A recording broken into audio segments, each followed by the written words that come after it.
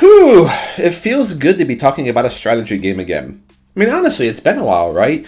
And considering most of my reviews have been ports from older games, I guess I'm sorry to bring another one up to the table. But I just can't help the chance to revisit classic games that I missed from years back, especially this little gem. So, for this video, we're going to experience what might be Vanillaware's magnum opus. We're going to dive into the Switch port of 13 Sentinels Aegis Rim.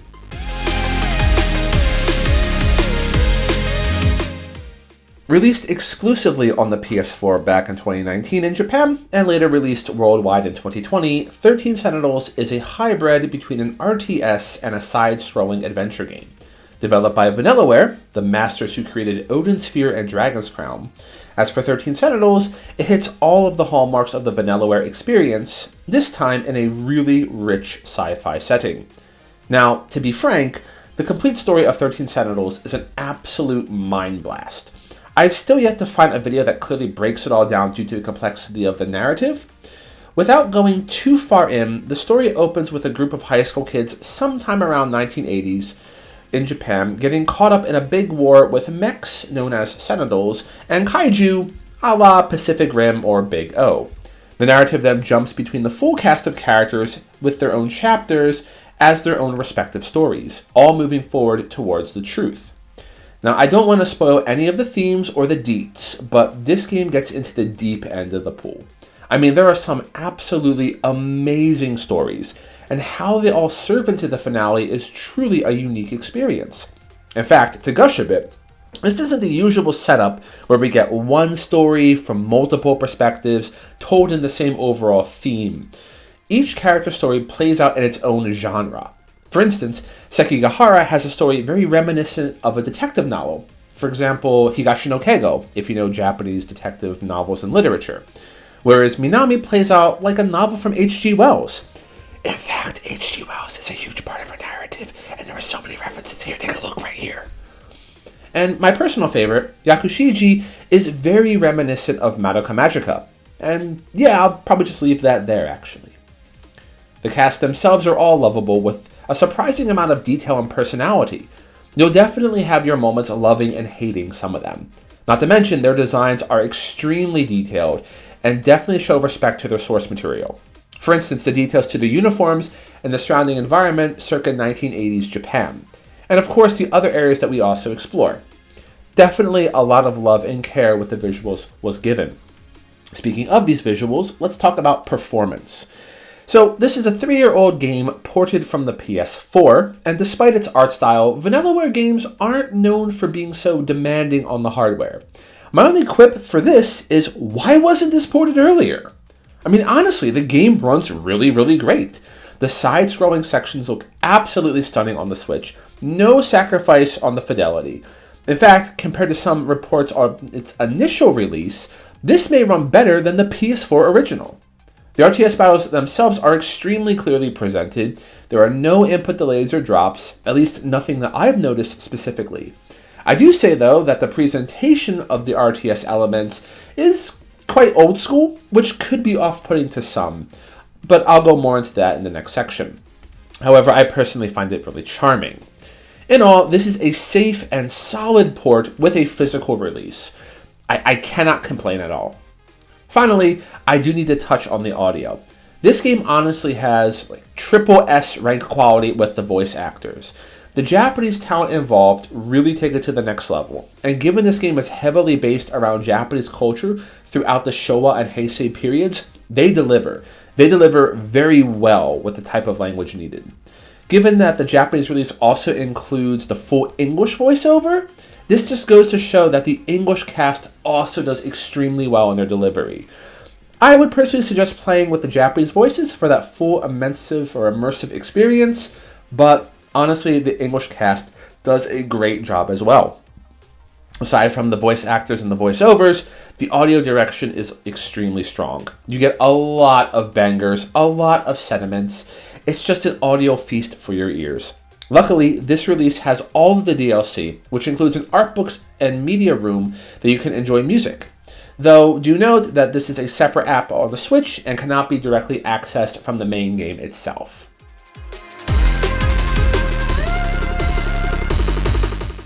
13 Sentinels has two phases for its gameplay: a side-scrolling adventure game called Remembrance, and a real-time tactical strategy game called Destruction, of which you will first be introduced to as you start the game.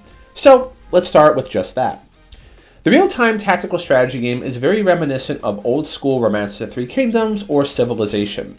You'll be given a tactical bird's-eye view of a city war map. Your units will be signified by blue circles. Enemy units will appear as sort of red triangles and circles. To command each unit, you will select them and give them a command of sorts. These are basically movement and attack commands. However, there is also some recovery commands that I will get into shortly. Once a command is given, a unit will proceed with its instructions until it is carried out or receives a new order.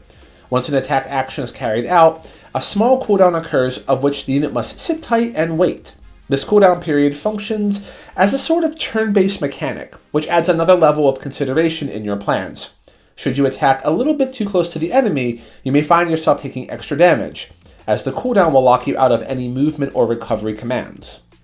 Aside from your overall team's commands, a computer known as the terminal is present, and this functions as sort of the end goal gate that you have to protect, but more importantly, it also functions as a sort of limit break gauge. In essence, as you destroy your enemies, you'll gain energy to increase the meta gauge. At max level, you can select one of the functions of the terminal and either completely wreck the board or completely buff yourself up. Attack actions for your units require the use of fuel or energy, which has a finite amount upon deployment.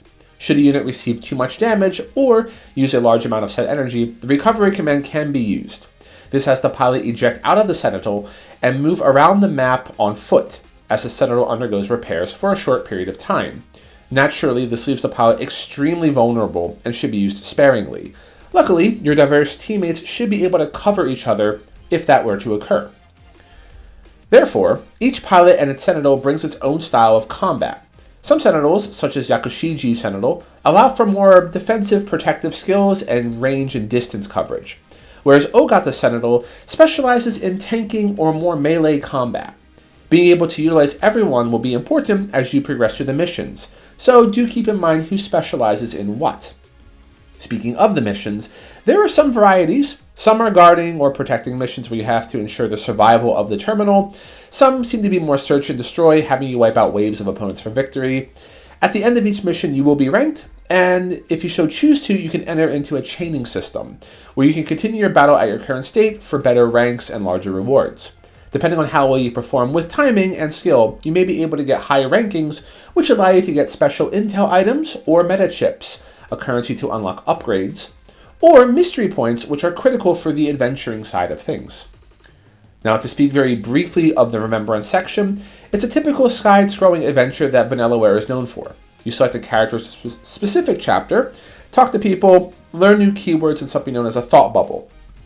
The thought bubble is used to sort of self-reflect on the events to gain a better understanding, or to share ideas with different people to progress the story or the narrative.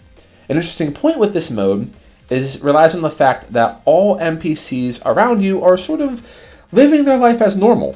So, it's possible for you to overhear conversations with other people that may provide you with new concepts and thoughts for your thought bubble. The key point here to note is that these are required to progress to the next part of a story, and in order to actually do so, you need to get this information, or you must unlock intel using your mystery points. Do note, though, that all events can be replayed at any time by either going through the events menu or by checking and continuing the story narrative from the Remembrance mode. Finally, an upgrade terminal is present that allows for you to use your meta chips. This lets you upgrade your Sentinels or the terminal itself to boost the stats and skills of your team. In all, the adventure side of things is fun, with an amazing story and presentation. Newcomers and veterans to the genre will have a great time trying to unlock the mystery. As for the combat side, the presentation may be lacking for some, as you don't get to see your Sentinels in action with that kind of war map style, but the basic mechanics are easy to pick up and understand as the game progresses. Just be a bit careful not to get too reckless at the start.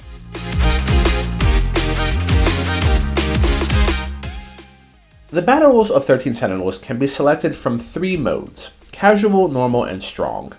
As usual, I jumped in on normal, and I can say that the difficulty is paced nicely, at least at first.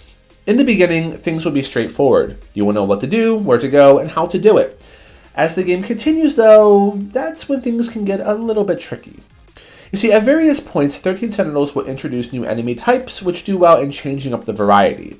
These new types will also come with different ways to handle them. For example, some larger units, melee damage offers much more payout than relying on ranged missiles, and not really by a small margin. So, bigger boys need bigger fists. This will also be flanked with a shift of expectation in how the enemy operates. There were a few times where I was a bit surprised by how the AI responded. For instance, in one mission, the AI was able to shift its main force to try to keep my melee units away from some heavy armored ground units that were making a beeline for my terminal. The only concern I bring up then is there is a noticeable shift in challenge from around the 3rd zone or so.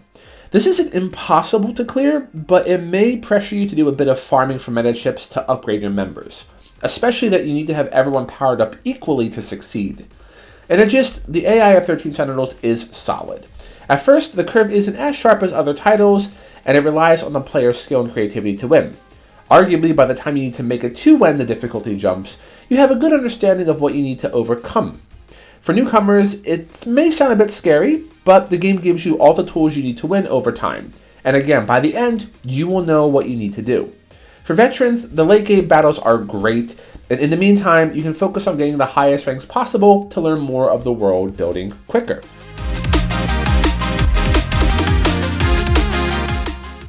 So I think it's a little bit challenging to talk about cheese in a game like this, where unit balance, for at least on your side, is fairly solid. But I can make a few comments on how to tackle this game in a much more maybe streamlined or easy manner. First and foremost, don't worry, nothing is missable. You don't need to worry about anything regarding saving meta chips or missing out on certain events, so forth. Though I will say that you do need a lot of meta chips to keep up with your Sentinel upgrades. So the first things you should be doing are upgrading the terminal unit itself and the meta chip upgrades.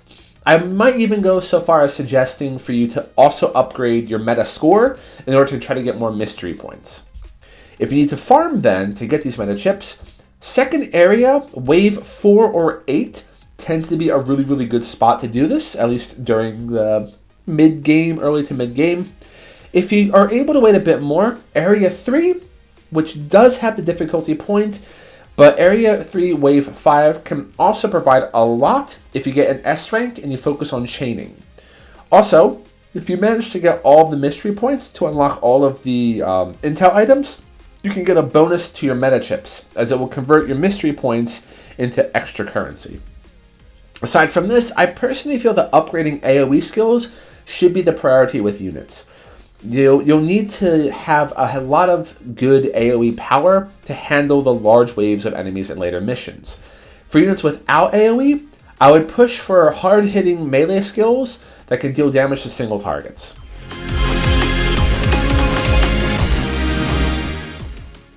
I'm extremely happy to play 13 Sentinels on the Switch. This was a game that I've had my eyes on for a long time now, and to be able to enjoy a vanillaware work on the go once more is fantastic.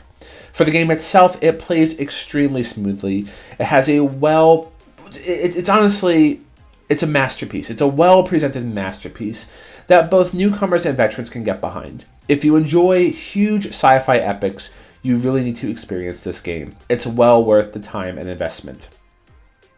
Well, thank you so much for making it to the end of the video. I had a great time going through this game and getting additional information when researching this. I know that some people are not enjoying all of the ports coming out in the next year. I mean, we got, Live Alive coming out. You got the Front Mission 1 and 2.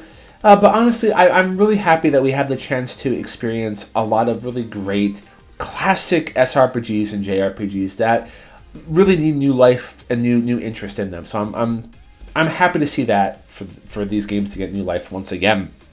Anyway, if you enjoyed the video, please like and drop a comment down below. Let me know your favorite vanillaware games. Also, let me know if you've actually played 13 Sentinels, if you prefer this over, let's say, Dragon's Crown or Odin's Sphere. I know that this game has been a little bit divisive with its writing with some people, but let me know in the comments your thoughts on it. And if you really want to send your love, subscribing to the channel is the best way to do so. So always, thank you so much for sending your love. This is Show, and remember, if our back's against the wall, let's switch strats. Cheers!